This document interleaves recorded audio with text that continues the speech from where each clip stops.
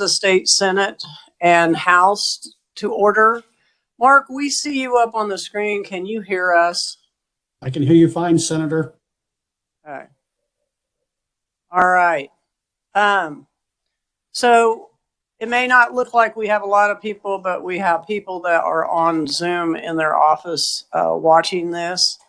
The Rail Caucus was started last year for those that are on that have not been on before in Kansas because of one, our interest in keeping our Southwest Chief going for passenger rail, and then a greater interest that we've been working on for a number of years is the Heartland Flyer from Newton to Oklahoma City.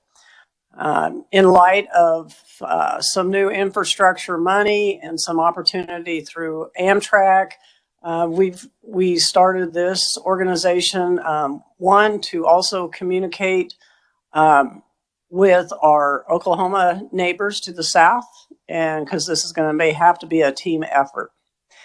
And so before I turn it over to Mark, I do want to thank Pat Hubble from Burlington Northern, who supplied lunches today for those of us in Kansas. And today I'm going to turn this over to Mark Corkson. Sorry, Mark, you can correct me. And he will be leading the meeting, and the meeting should last about 30 to 40 minutes. So Mark, I'm going to turn it over to you now. Did we lose Mark? Oh. To acknowledge and thank Deborah Fisher Stout, President of the Northern Flyer Alliance, for organizing and producing this virtual meeting. I also want to thank Gary Landman for his technical support, even though we, on very short notice, switched over to the WebEx platform. There's a few housekeeping rules we'd like to go over before we begin. We ask that attendees keep their videos muted and our videos turned off and muted until we open the meeting for questions at the end.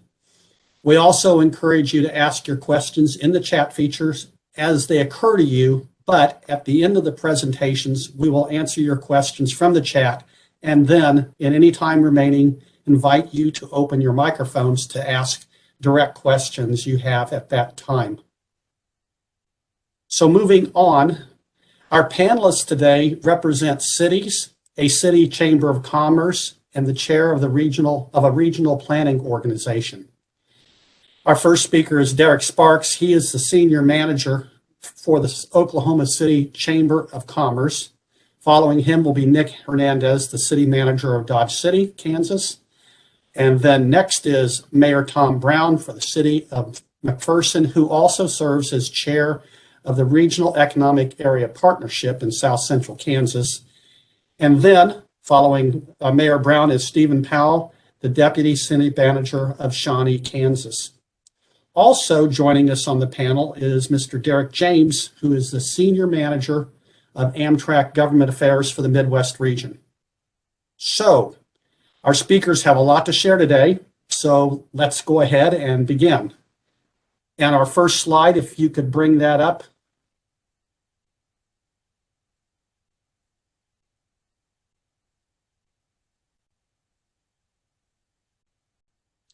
And so, go ahead, Derek. Yes, Mark and Senator McGinn and everyone, Deborah and the rest, I'm delighted to be on this call and to echo the Senator's remarks. It's very important that we have partners and friends north of us in Kansas on this issue, so thank you very much. And the slide I'm seeing right now is probably not my PowerPoint. It's more the invitation to the meeting. But I think if we, maybe the next slide, if I can comment on that. There we go. Thank you very much. And so I think this is a great illustration of the Heartland Flyer's relevance to Oklahoma City. You know, your friend of the South. We have had a longstanding relationship with passenger rail. That 20-year gap when the Heartland Flyer route to Dallas-Fort Worth was disconnected, we played a strong role in reconnecting that route in the U.S. Senate in 1999, and we've had a position on our agenda ever since to try to connect to Newton, Kansas, and to the rest of you all in the Southwest Chief. And so, that's a legacy that we're proud of, and we have been very vocal both at our Capitol. This is actually very timely that we're having this conversation today, because we had our Secretary of Transportation speak to our membership, along with the governor spoke first this morning, and there was talk about this subject. And I had a chance to speak to the secretary, who's a really good friend of mine in our chamber, who's had conversations with your Kansas Secretary of Transportation. And so we're a partner on this, and we're looking for those partnerships. And so I love this opportunity. I've always felt that was a missing piece for us. And so I think moving on, you can see this graphic illustration here. That's downtown Oklahoma City, if you all have not been here. And the AMTRAK has left. What we have is an intermodal hub downtown, and is heading south to Fort Worth. And obviously we want to be able to go north in that direction. And so I thought that was a cool photo to share. So the next slide, if you wouldn't mind, please.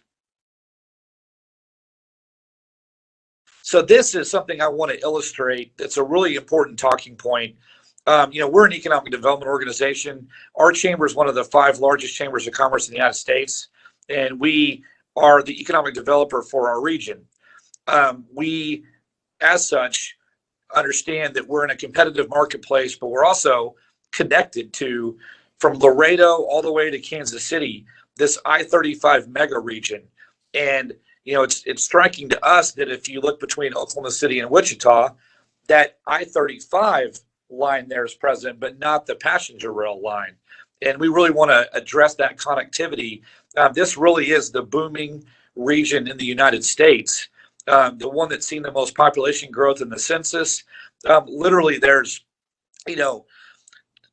half a dozen of the 25 largest cities in the nation on this route. And so I illustrate that when we talk about the Heartland Flyer, we're talking about being connected regionally and nationally. And so I hope that's a graphic illustration of really how we perceive these opportunities. We're providing more alternatives and options to the traveling public, but we're also being connected. And, you think about this is really could be a country of its own in terms of its economic significance, and we share that with our friends in Kansas. Next slide, please.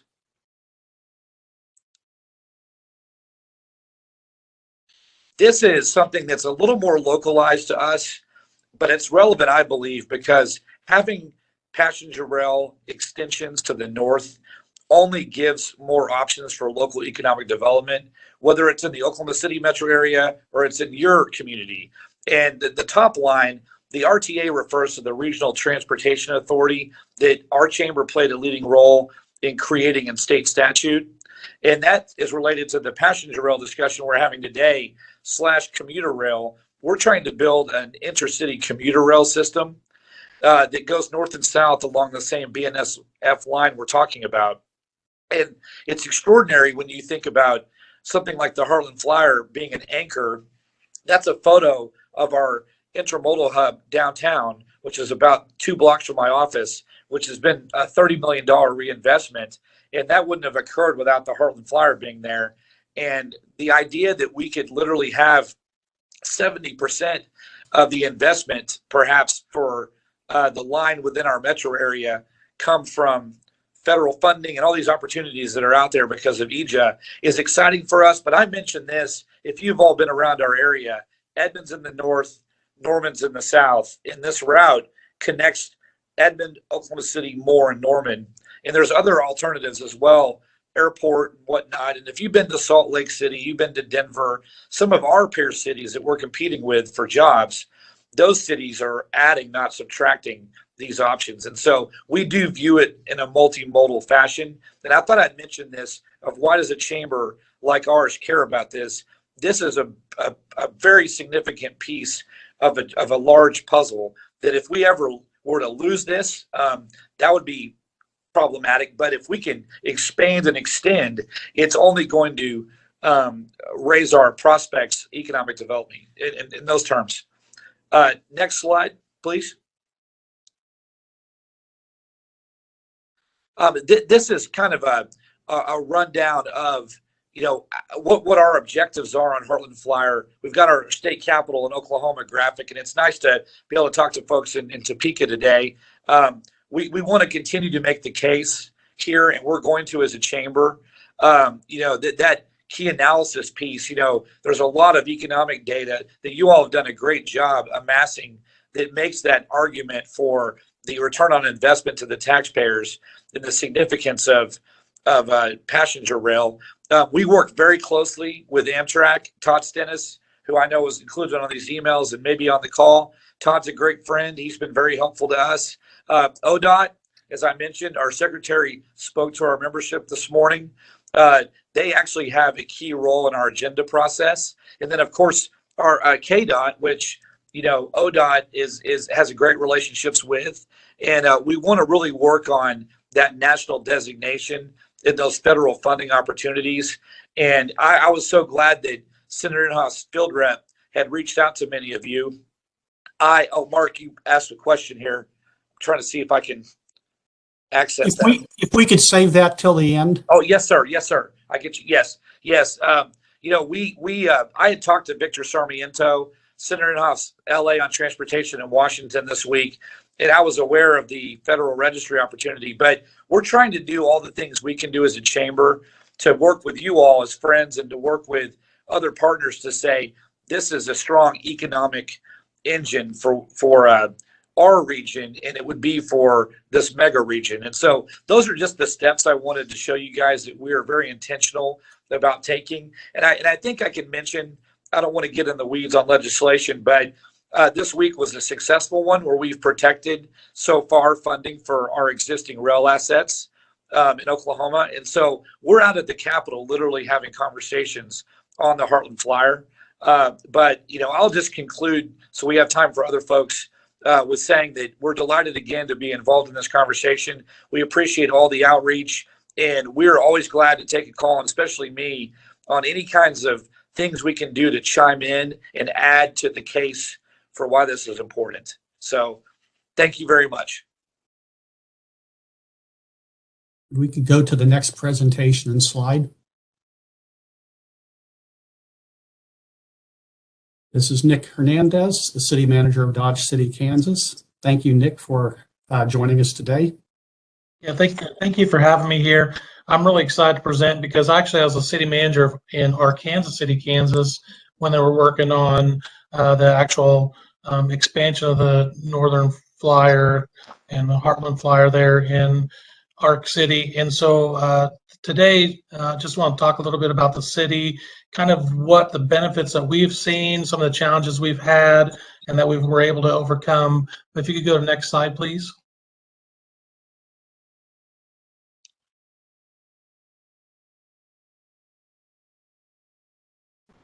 In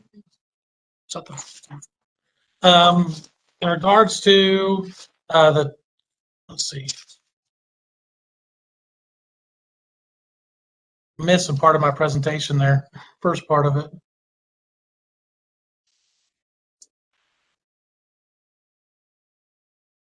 But I can go to the Tiger Grants portion. I want to talk, just before I get to that slide, just want to talk a little bit about our depot. Our depot actually was built in 1898. It's actually the largest depot in the state of Kansas. And it was being run down. We actually remodeled the depot in 2004. We began the renovation process. But today, or as of 2015, it actually has kind of served as our hub for our community. It serves as our AMTRAK passenger station. It is actually have a depot theater that's there that provides a lot of economic drivers for us. It also is the hub for our public transportation within the community. We also house the Dodge City Convention and Visitors Bureau in the facility, as well as our Dodge City Area Chamber of Commerce. Our Dodge City Ford County Economic Development has their office there. We also have the Kansas Small Business Development Center And just recently, in the last couple of years, the Kansas Department of Commerce actually placed their Southwest Regional Office within the city. Talking a little bit about AMTRAK service, Southwest Chief provides a critical passenger transportation for our rural communities here in Kansas, Colorado, and New Mexico. And we think with the addition of the Heartland Flyer and the Northern Flyer, that will just actually enhance our ridership. We currently have about 5,000 passengers a year that actually either embark or disembark on the train here in Dodge City. So it definitely does provide us quite a bit of support. Next slide, please. Next slide. I'm skipping ahead a little bit. I'm about to the Tiger Grant slide. Next slide. Next slide. Next slide, please. Next slide. The AMTRAK ridership, as you can see, compared to some of the other communities in Kansas, we're a little bit lower, but we do have a tremendous amount of impact from that ridership. And as you can see, we're about 5,000, a little over 5,000 riders a year. It is increasing for our area, which is great for us, but we do see quite a bit of impact from there. Next slide, please. And so Southwest Chief, we've been actually having a lot of conversation in regards to this, especially with our legislative policy here within Southwest Kansas. Next slide. BNSF is actually, our portion is not a major freight route for them. And so previously we were seeing a lot of deterioration in the rail line, and actually started reducing the speed limit from 79 to 60. And there was talk of actually dropping it lower to 30 mile an hour, which caused us some issues. One of such was they actually started looking at the possibility of potentially going to bus routes, and that would have completely devastated us here in Dodge City. Next slide, please. So since 2007, like I said, we have been partnering with AMTRAK, with the state of Kansas, and with different entities. We do see the opportunities in providing new routes to the south and east for us here in Dodge City. We have quite a few individuals that currently travel from Dodge City by car and also by plane to Oklahoma City, Dallas. And this would just give us another opportunity to provide that travel to the south, as well as those individuals in the south connecting into Newton and traveling to the west. Next slide, please. So why is the success of AMTRAK and the expansion important to us? There was a report several years ago. It's called Bustituted, the Socioeconomic Impacts of Replacing the Southwest Chief. And it showed in that report there was over $180 million possible economic loss annually by the removal of that. And 63 million of it was permanent losses that were actually absolutely direct to that. And some of the things that we have found is with the guests that we have that come from Oklahoma and Texas to visit Dodge City, they're more nostalgic. They want to see and feel the rail. They want to be part of history. And so having that connection would just actually enhance overall the efforts that we have.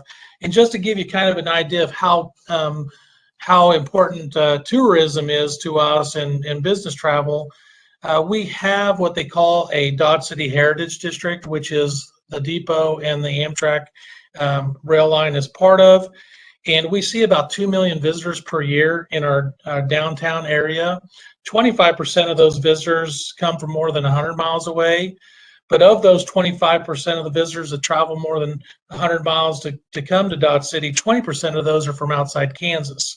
So about 400,000 individuals actually come to this district every year. And we believe that by the expansion, this will just open up further opportunities, especially to the south.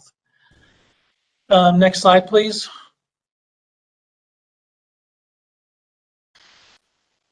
One of the things we want to touch on too, and just the importance of the family impact. We actually have quite a few individuals in Dodge City that actually travel to Oklahoma City, to Dallas, and to San Antonio by train.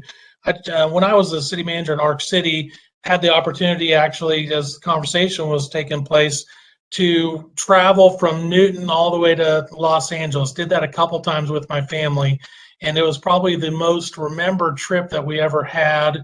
And we've done it twice, which is great. But the opportunities for travel are just absolutely great. We have a lot of college students also in our community that travel up to Lawrence and also into Manhattan, Kansas, and then the Kansas City area, and then beyond, even as far as Illinois. And so they use that as their primary mode of transportation. And so we do see a lot of ridership from those individuals. Also, our mayor, he travels to and from Kansas City quite often, utilizing the AMTRAK service. And then our state representative, he quite often rides the AMTRAK services to the state capitol from Dodge City, just so he can do work and continue his operations on there. So next slide. I think that concludes my presentation. Thank you. Thank you, Nick. Let's move on to Mayor Tom Brown from McPherson. Thank you.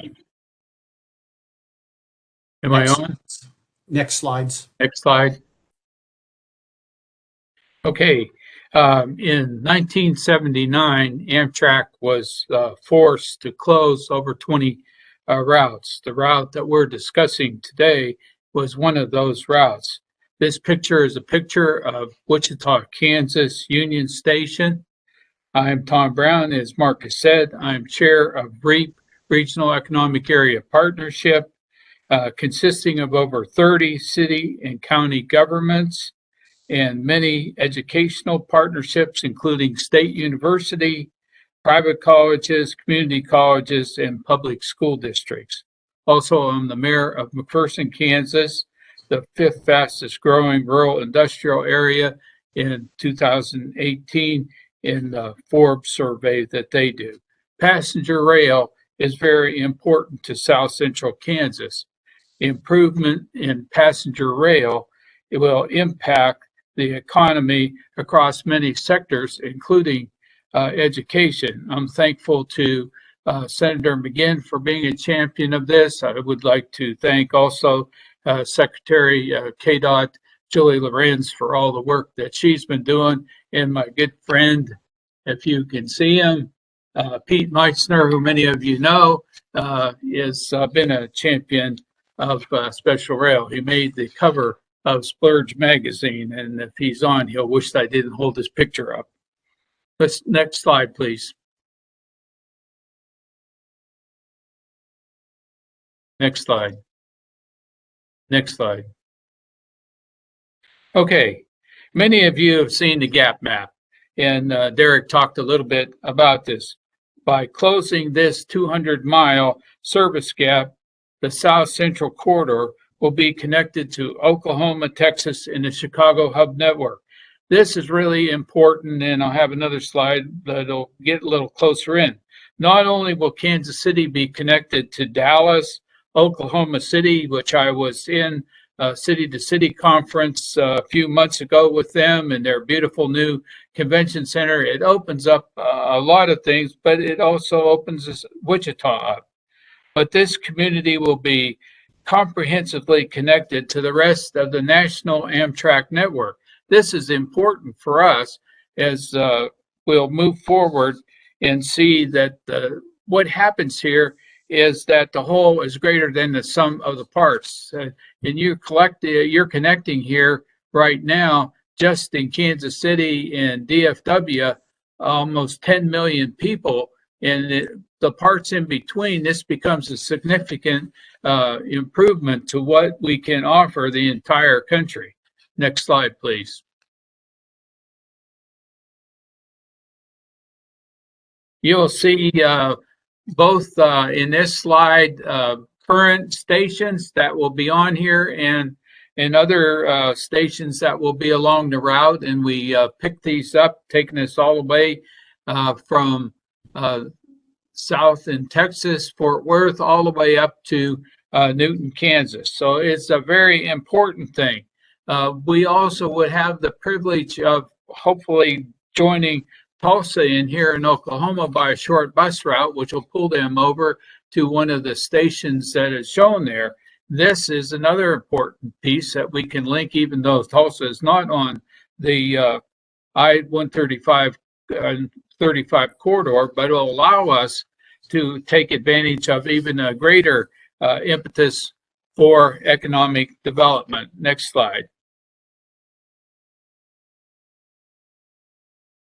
I'm going to put this up because Wichita State sees that all these cities with population are a great place for us to recruit. Right now, it's hard for them to come back and forth to school, and it's also difficult for their parents to come and visit them, just as Dodge City said, going back forth to Manhattan and Lawrence within our own state. But this route would enable us to make the connectivity. Not only does Wichita State grow from this in partners, but to get students, but it also gives us the opportunity to increase the employment base, as many students stay after college. We have a wealth of colleges in this area. We have Fred's University and Newman University in Wichita. We've got Bethel University in Newton, McPherson College here at McPherson, Central Christian College, Cowley Community College, Hudson Community College. These are all places they have dynamic academic and educational programs. We're doing a lot of innovation in these different schools, and we really need this for recruiting students and recruiting employers. Economic growth will benefit communities all along the route from Texas, Oklahoma to Kansas. Next slide, please. Mark or Derek Sparks already talked about this megapolitan area, and you see it again. He was a little bit closer up than my slide, but we're going all the way from San Antonio up to Kansas City. And this is going to be one of the most important, if not the most important, megapolitan areas in the country over the next 20 to 30 years. This is why we need this. We are growing rapidly in industry. There are a lot of entrepreneurial small businesses. Our colleges are taking advantage of the area that we live in, and we are affordable in many areas for industrial expansion, for residential growth.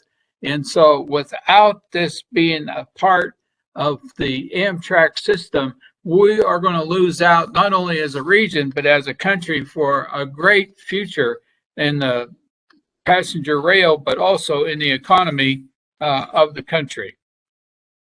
Next slide, please. That's really all that I have. I've told you about the vision of where we have this, what we're doing. I've given you a little bit of history, the rail corridor we want to reinstate. We are happy to keep working with particularly Oklahoma and our own legislature to make this happen. Many kudos to Senator McGinn as she champions this in our own legislature. What's next? Hopefully a positive thing to tap some of the money that is there, which AMTRAK has, and that we could all work together to make this happen. I think this is a way to move the center of the country forward in the South Central Corridor. Thank you very much. Thank you, Mayor Brown. Our next panelist is Stephen Powell, Deputy City Manager of Shawnee. And could we bring up the slides that Stephen has provided? Next slide.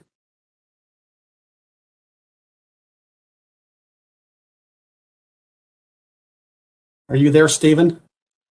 And if you are, you may be muted. Hi there, can you hear me okay? Your voice is a little faint.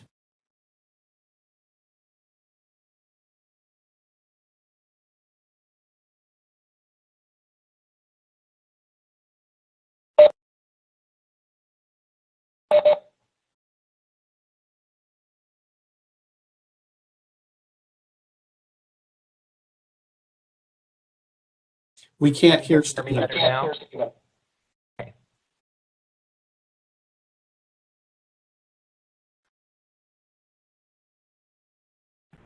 Excuse me, Mr. Powell. We should be able to hear you now. Can you please say something for us? Yeah, can you hear me now? We can hear you, but it's a little light. You can turn up your headphones.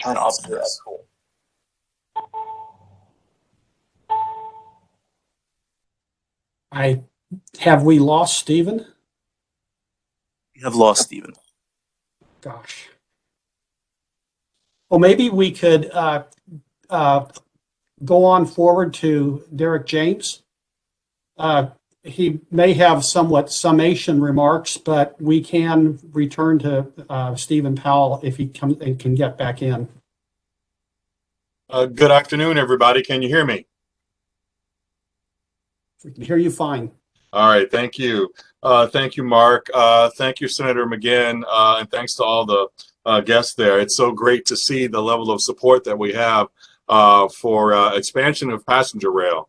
We know how valuable it is to communities, and so we continue to carry that message forward and are able to do so with you.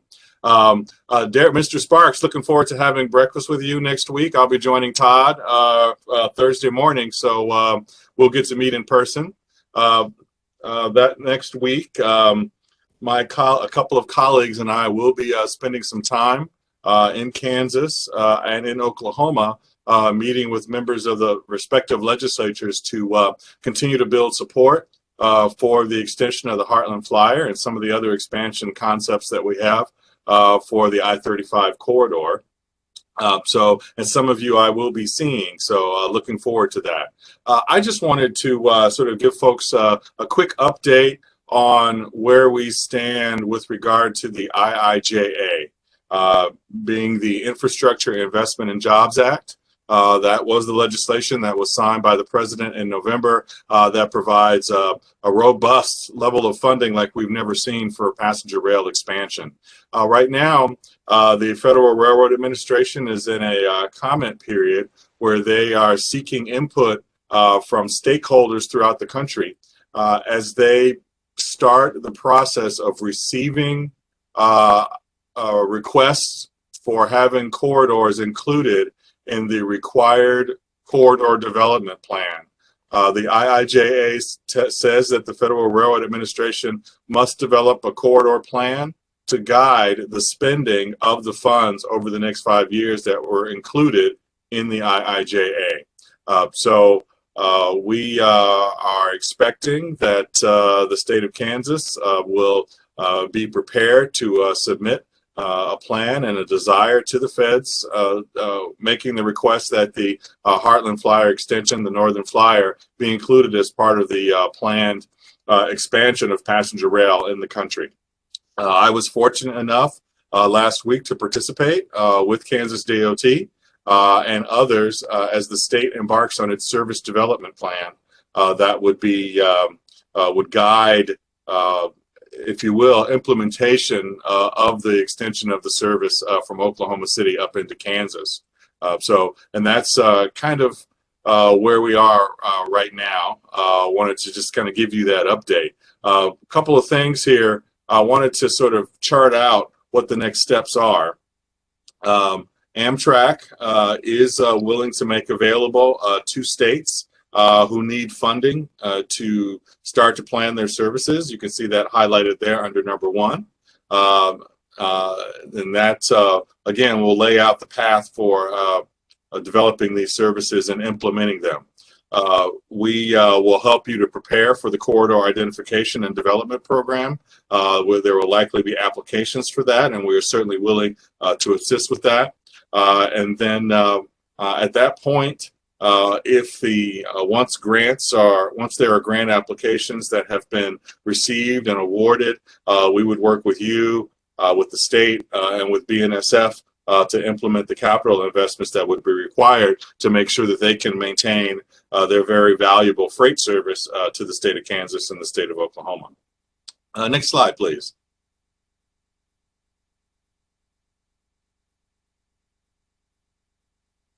Thank you, Homer.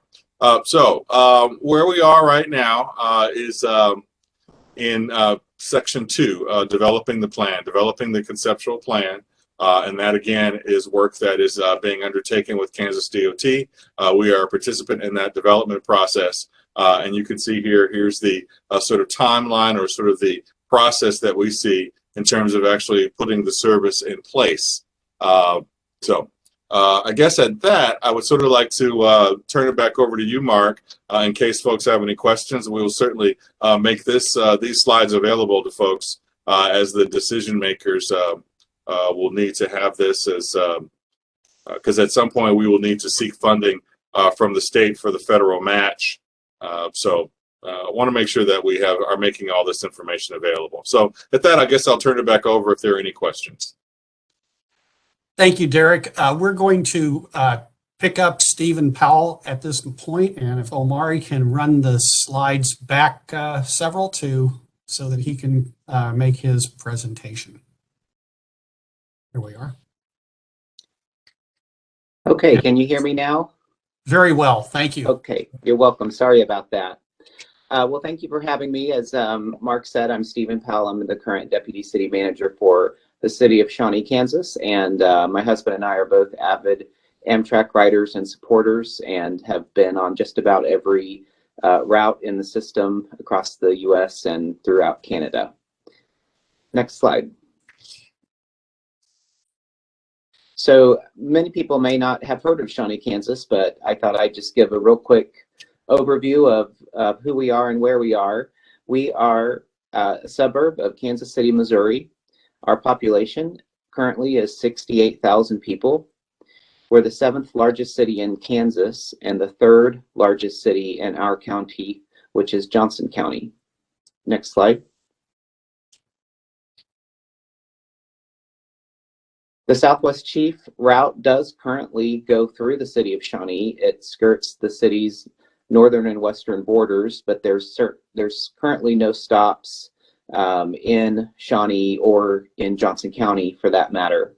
The nearest station is in Kansas City, Missouri, or Lawrence, Kansas. Next slide. So why Shawnee? We've been interested in rail service in some form for many years. You know, I think working, being such a fan of AMTRAK and learning more about the service that it provides and seeing how AMTRAK service in other communities has really fostered economic development and job opportunities is really appealing to the city. If Shawnee did have a station stop, it would be about 20 miles between Kansas City and Lawrence, and that would be similar to other suburban stops in the Kansas City area. As I said, there's economic development opportunities that these types of services can bring to a community and a region. And I also think that depending on where stops are placed, maybe more so in suburban locations, but there's a lot of complementary mixed-use development opportunities that typically follow those stops, and there's the possibility of public-private partnerships that could provide funding to build some of the necessary infrastructure, such as stations and ramps and things of that nature.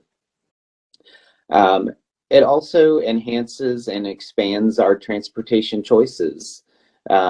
You know, we are a very car-focused world right now, and being part of a suburban community outside of a larger metropolitan area, that's certainly how our city was developed, was around the car.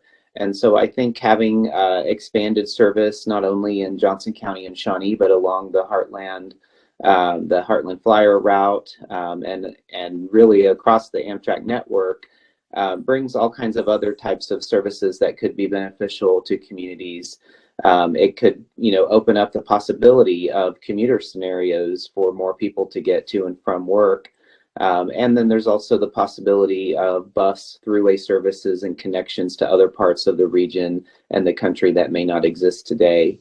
I think when we offer more diverse transit opportunities, it allows more people to take advantage of that and creates a better economy and a better community no matter where you are.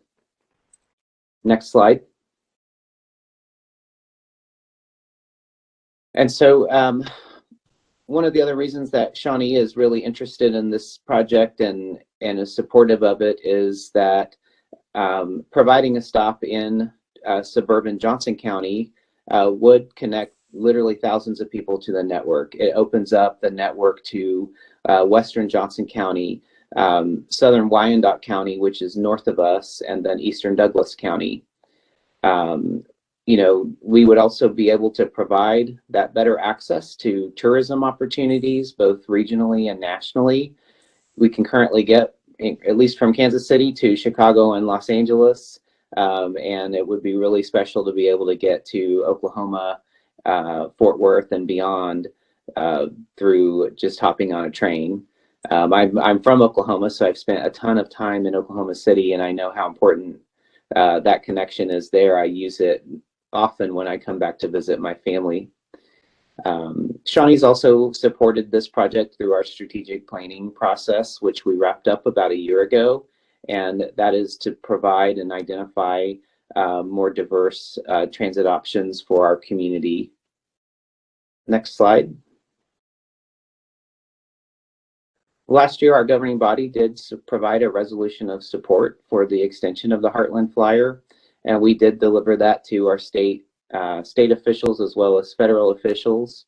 And we would look forward to working with this group and any other group to see this service extended and possibly a stop located in Shawnee or in Johnson County. We also are currently applying for grant funding to do feasibility study for a possible AMTRAK station in our community as part of a larger development deal. So that's some exciting news that just came about this last week. And that's the end of my presentation. Thank you, Stephen. You're welcome. I'm looking at our chat questions right now, and the first one that we had was, is there a current estimate of the population of the I-35 mega region as of, let's say, the 2020s? I know it used to be calculated at Mark, I know it. I know it, Mark. Great, thank you. I meant to mention that. I'm glad that was a great question you asked, and I loved listening to all the presentations that followed mine. The population is 20.2 million on that corridor. Strikingly, 28% population growth, which leads the nation. The next closest is the Valley of the Sun in Phoenix with 26% growth, and a staggering 10.7 million jobs. So an economic powerhouse. Thank you, Mark. Thank you, Mr. Sparks. A question there. I'm going to open it up now for anybody that wants to just ask direct questions. If you want to open your microphone and present them, we'll take them in the order that they're perceived. If you want to raise your hand, if there's a raise hand feature, we can do it that way. Mark, we have someone in the committee room that would like to ask a question. So Representative Carmichael. Thank you, Carolyn. My name's John Carmichael. I'm a state representative from Wichita. I want to see the flyer extended not only to Wichita, but connections north to Chicago, connections south to Houston. People have talked about, though, turning the Southwest Chief west at either Galesburg or Kansas City, headed toward Denver, then connections to Colorado Springs, then to La Junta and or Trinidad. In other words, cutting out Dodge City, Garden City, and Lamar. Now, from Wichita, I'd make that trade. That's good for my town, not good for my friends from Dodge. Is that something that Kansans need to be concerned about? I think that perhaps Mr. James could address that question better than anybody today. Yes, Representative, it's a pleasure to make your acquaintance. When Congress a couple of years ago, they passed appropriation legislation for AMTRAK that in essence really provides a sense of the Congress that the rural services that we're providing to the communities that we're providing today are important and should not be changed. There is a belief, and it is manifest in AMTRAK leadership at this time, that we grow by addition, not by subtraction. So I would not look or be concerned about any subtractions of our network. This is about adding additional trains, and Congress has certainly clarified that that is their belief as well. Thank you for that reassurance. Any other questions in the room here? Then otherwise, Mark, do you have any more questions on your chat? There are no more on the chat. Okay. And I guess we could go to closing. First, want to thank you, Senator McGinn, and also our panelists, because your presentations have provided a very clear statement about the need for expanded passenger rail service in this region and the benefits it'll deliver to your communities. We also want to let everybody know that the presentations will be put on, are going to be distributed to the Rail Caucus, but also we would like to try and have them on the Northern Flyer website, along with the other past caucus meetings that we had in 2021. And lastly, we would like to invite everybody to the next caucus meeting. We do not have a date at this time. We're hoping that it can occur sometime in April. And we hope to see you all again, and thank you all for attending. Is there anything else, Senator? Could I say one thing? This is Deborah Fisher-Stout. Could I say one thing? Go ahead, Deborah. Thank you. The Oklahoma Rail Caucus will be March 25th at 9 a.m. and all Kansas Rail Caucus members will be invited to participate. All right. Thank you, Deborah. Just to wrap up here, again, this is about partnerships, and it's we have 2 Kansas City and a Lawrence representatives in here as well. And, you know, we talk a little bit or a lot about the Newton to Oklahoma City, but this is going to open up, you know, a train from Kansas City to the Wichita area as well. And I think that'll be good for all of Kansas. Lots of moving parts. Again, I want to thank Pat Hubble from BNSF for supplying the food to the legislators. I want to thank Mark and Deb for putting the program together. And I want to also thank Derek, Nick, Tom, Stephen, and Derek James for all your informative information. So is there anything else to come before us? Questions? The Okay. only thing I'll say, Carolyn, this is Barbara Ballard. Thank you so much. This was very interesting and educational. All right. Thank you. All right. Well, we'll let you know when we have the next Rail Caucus. Hopefully we'll have another one with new information or more information before we adjourn for the session. Thank you all for being here.